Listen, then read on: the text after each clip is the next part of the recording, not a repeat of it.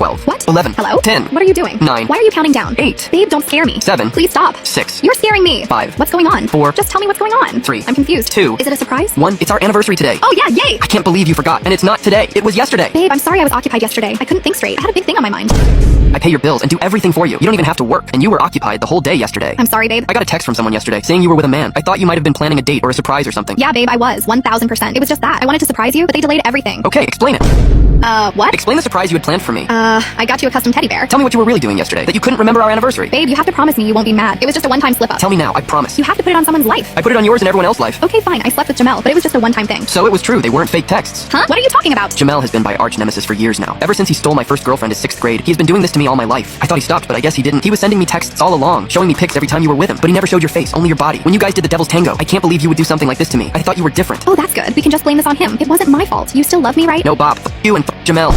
And you're kicked out of my house.